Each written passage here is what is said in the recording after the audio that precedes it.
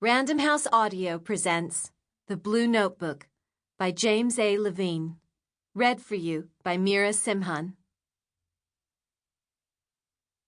The Blue Notebook. I have a break now. Mama ki Brilla is pleased with me, and she should be. I have worked hard all morning, and now that I tell her I am tired, she smiles at me. Rest, little Batuk, she says. Today will be brimming with riches. Actually, I am not tired at all. My name is Batuk. I am a 15-year-old girl nested in the common street in Mumbai. I have been here 6 years, and I have been blessed with beauty and a pencil. My beauty comes from within. The pencil came from the ear of Mama ki Brilla, who is my boss. I saw the pencil fall from Mama ki's ear 2 nights ago. I had just made sweet cake, and she bustled into my nest with an immense smile, leaned over, pinched my cheek, and kissed the top of my head. As she bent over, the giant sacs of her breasts were thrown in my face so that I could actually see the sparkling of sweat between them. She smelled like us, but worse. She had to hold her back and lurch to get upright again, and as she did, her breasts swayed as if they were pets hanging from her neck, dancing. She pulled the pencil from behind her ear and withdrew a palm-sized yellow notebook from an inner fold of her sari, or maybe her skin. As she opened the book, she peered down at me, and another smile spread over her red face like water soaking into dry stone. She made a pencil mark in her book with a flourish of her bloated hand. She said sweetly, "Little Batuk, you are my favorite girl. I thought you were going to disappoint me tonight, but in just an hour you have made me love you." I am sure she was about to remind me of her 1,000 kindnesses to me, but she was interrupted by a shriek from Puneet. Puneet is my best friend and occupies the nest 2 down from me. Puneet rarely cries, unlike Princess Meera, who cries every time she makes sweet cake. Puneet only cries when he has to, and the shriek he emitted that moment could have split rock. It was a single piercing yell, not of bodily pain, because Puneet feels no pain, but of terror. Mama ki knew this too. Puneet is the most valuable of us all because he is a boy. Puneet's scream killed the night silence of the street, and the smile dropped from Mama ki's face like a coin falling to the ground. She turned her street-wide rear in my face and fled from my nest. I was impressed that an object set on earth, as she is, can move with such speed when it has to. As she flew from my nest, the tails of her sari caught the breeze and reminded me of the sheets used to protect the crops from the summer sun.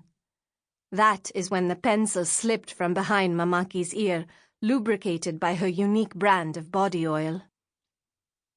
In Mama ki's wake, the pencil dropped to the floor of my nest, bounced a couple of times, then stopped moving. I sprang from my bed, threw myself upon it.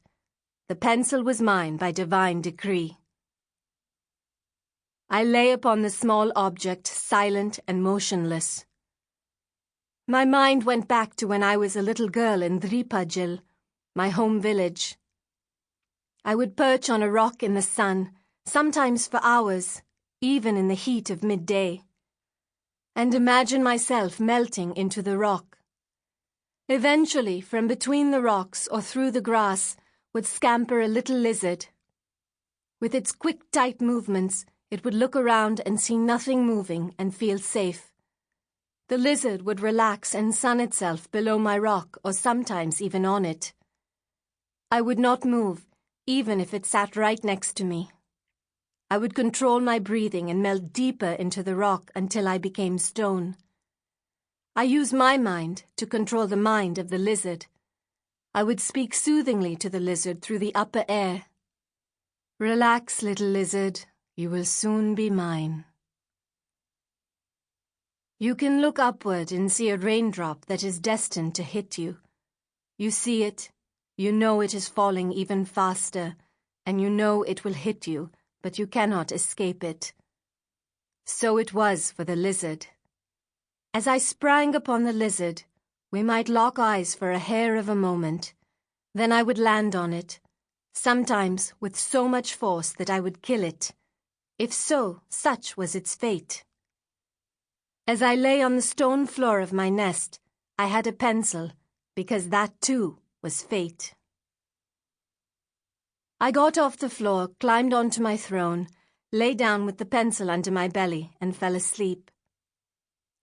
When I awoke in the morning, the pencil was where I had left it, but it had become warmed by my dreams. I lay in the first light with my eyes fluttering awake and asleep as I gazed through the entrance to my nest. I knew that there was not enough of this little pencil to write away my life, but there was enough to start. My break and my fake tiredness are nearly over. In a moment, I will replace this writing book inside the rip I made in my mattress. Today as I lie making sweet cake, I will feel it against my back and know that it is there. You should have heard Mamaki that night when she ran into Puneet's nest at the speed of gunfire. Her scream was almost as loud as Puneet's had been. His had been an expression of terror, whereas hers was meant to generate it. There had been two servants paying homage together to Prince Puneet when the commotion erupted, a practice that is entirely acceptable to Mamaki if the gifts to the prince are correctly apportioned. In this case, the gifts were of less importance as the devotees were two high-ranking police officers. Although they had initially undertaken the acts of baking, I heard Mamaki bless the visitors when they arrived. Things got out of hand. Puneet was ripped apart by a police stick. Mamaki threw the officers into the common street with one massive shove, "Pah!" to the officers. As I watched them from my nest, they got up, brushed the dust off their tan uniforms, laughed like brothers, and ambled away into the night. One of them had his police stick dangling from his wrist.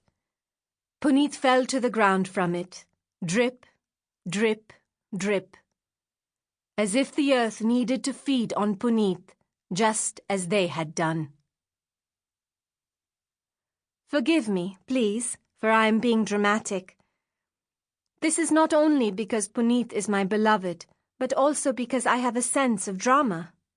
Mother always scolded me for this, perhaps because my play acting delighted father so. When the family was together, I would put on shows. I would mimic Navrang, the village lunatic, or Uncle Vishal, Uncle V, who was so fat he fell asleep in his soup. Mother would shake her head in grumbling disapproval, whereas father would laugh until he cried. I have always had a talent for such things.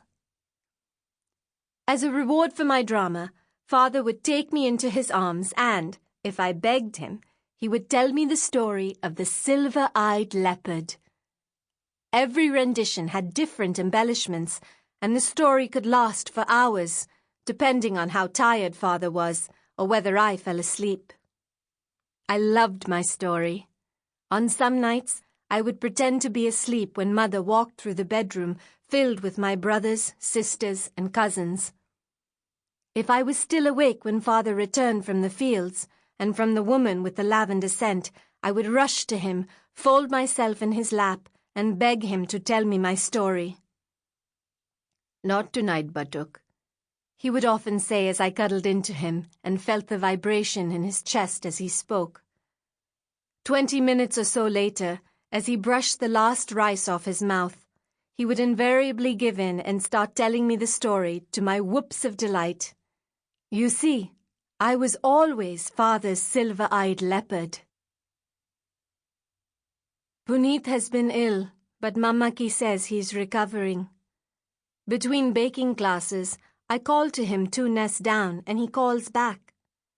Initially, hippopotamus, this is how we secretly referred to Mamaki, forbade our volleys of chatter during work hours, but soon she realized that it lifts Puneet's spirits and now allows it. Puneet is not yet ready to bake with us. If Puneet is so injured that he cannot work with us, or if he dies, then who will be there for me? I suppose that is a selfish way of thinking, but such is the whim of the dramatic soul. Sample complete. Ready to continue?